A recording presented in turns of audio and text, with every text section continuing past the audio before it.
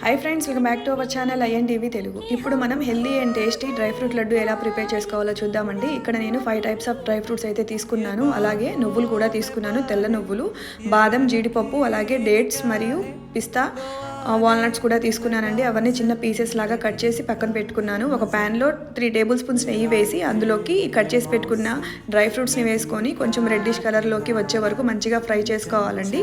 ఆ ఫ్రై అయిపోయిన తర్వాత ఒక ప్లేట్లోకి తీసుకొని అదే ప్యాన్లో ఒక 2 టేబుల్ స్పూన్స్ నెయ్యి వేసి మనం గింజ తీసి పెట్టుకున్న డేట్స్ని ఇందులో వేసి మంచిగా ఇలా పేస్ట్ లాగా చేసుకోవాలండి. ఆ తర్వాత స్టవ్ ఆపేసి మనం ముందుగా ప్రిపేర్ చేసి పెట్టుకున్న డ్రై ఫ్రూట్స్ని ఇందులో వేసేసి మిక్స్ చేసుకోవాలండి. కొంచెం వేడిగా ఉన్నప్పుడే మిక్స్ చేసుకుంటే మంచిగా మిక్స్ అయిపోతుంది. ఈ మిశ్రమం కొంచెం చల్లారిన తర్వాత మన చేతికి నెయ్యి అప్లై చేసుకొని మనం ఇలా లడ్డూలా కట్టేసుకుంటే లడ్డు ప్రిపేర్ అయిపోతుందండి.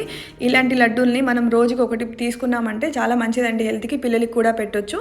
వీడియో కనుక నచ్చితే తప్పకుండా ట్రై చేయండి. సబ్స్క్రైబ్ చేసుకోండి.